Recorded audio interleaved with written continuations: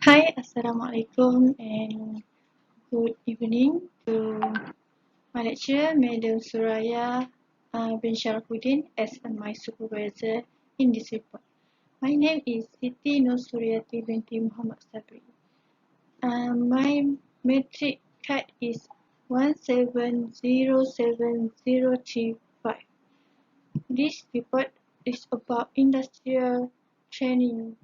Code number is BUSS 3811. Okay, go to the next slide. Introduction. Industrial training is referred to work experience that is relevant to professional development prior to the graduation. In semester 7, during on industrial training, the student must be complete their final report for this industrial training before come back to College Technology Alpha. All the students have a daily book report. This book is very important for students because this book just like a simple note to remember what the student doing on their work in daily. The most important key daily report must write every day start from first training until the end of their industrial training. For the last, after finish the industrial training, students must do the final report that has include about all of benefit they get from industrial training. History. Tenaga Nasional Berhad. The national grid was one of the plans in full motion. The national grid, or Grid Nasional in Malay, is the primary electricity transmission network linking the electricity generation, transmission, distribution and consumption in Malaysia. Electricity generating plant are strategically located at Pakor in Terengganu, Temenggung, Ketereh, Bersia and Batang Padang in Perak, Connaught Bridge, Kapar and Serdang in Selangor, Cameron Highland in Pahang, Fry in Penang, Port Dickson in Negeri Sembilan, Pergau in Kelantan, Pasir Gudang in Johor and in Melaka. Later in the 1980s, the log was finally complete. It traveled over some of the most formidable terrains. The noted Peninsula and Kota Baru was successfully placed within the grid. The national grid is also interconnected to the transmission network of the Electricity Generating Authority of Thailand through a 117 MVA 132 kilowatt single circle line, which has since been upgraded to a HVCD line. The grid is connected to Singapore Power Limited through a capacity of 250 MVA until 230 kilowatt transmission line and submarine cable. This significant connection provides us the first evidence of rudimentary Asian grid on the map.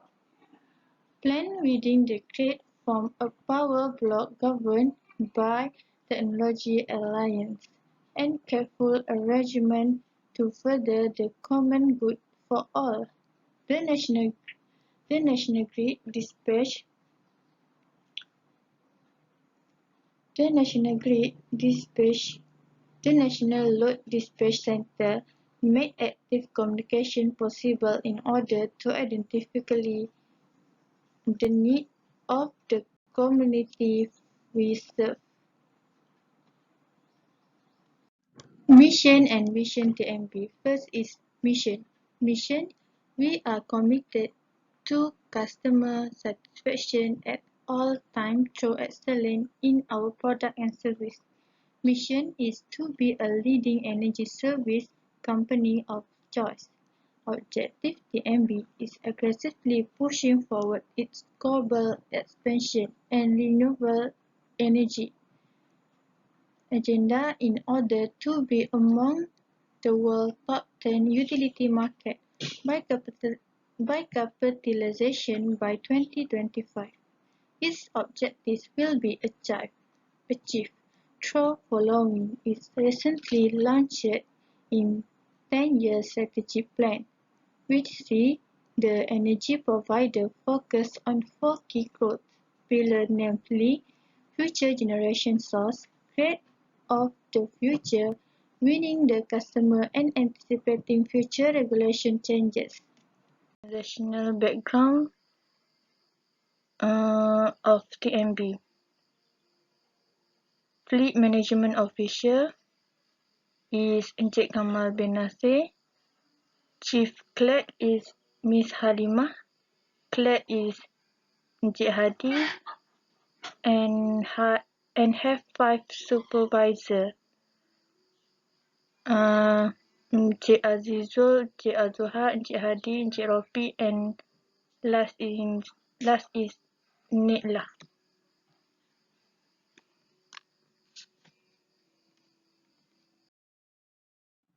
Product and service TMP. First is renewable energy, biomass, small hydropower, small photovoltaic.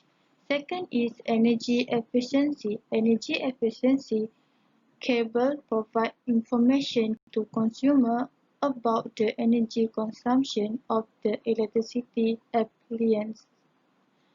Third is consultant and service. The MPILSAS is the primary training institute in Malaysia. It is the official training institute for TNB. Summary of job function. First is production worker. Production worker in the fleet management. I have to make sure all the vehicles need to be in good condition. The second is casual mail handler. My FMO asked me to send an email to find out how well I understood what he was teaching me. This is because the information must send must send must send must be accurate and thorough. It is called vehicle maintenance order. The third is service coordinator. I help FMO to manage the employee schedule during 3 months of my internship. In addition, I ensure that all supervisors send their vehicle log sheet according to their respective zone. The fourth is program assistant. Program assistant perform basic administrative duties such as answering call, email, filing, managing schedule, while also assist in budget oversight and event planning. Sometimes I have to control the supervisor to attend meeting about awareness, safety, road flood preparation through the Zoom application because the COVID-19. The fourth is problem, encourage, and solution. First problem is financial issue. During my internship in Depoh TNB, the distance to work was too far for me, and I do not have enough money to go work because the distance to work so far. So I don't So the problem is the distance.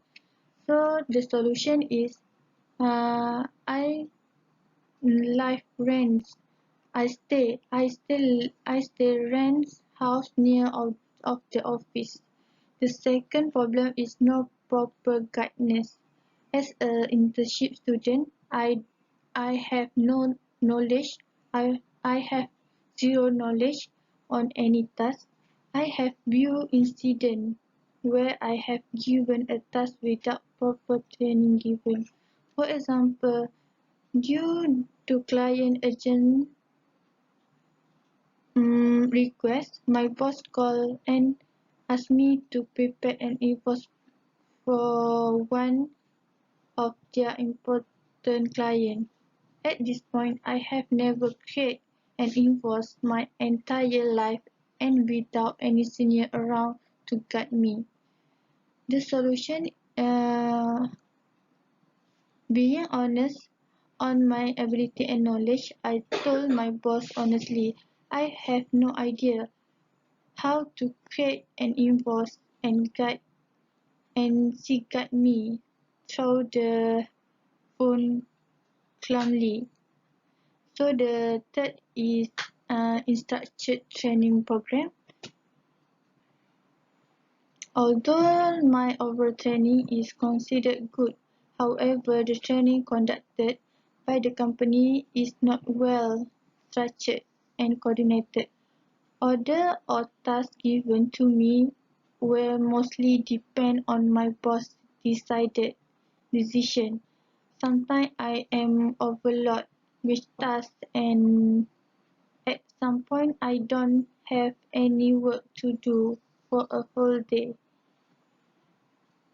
Summary of experience. First is teamwork skill.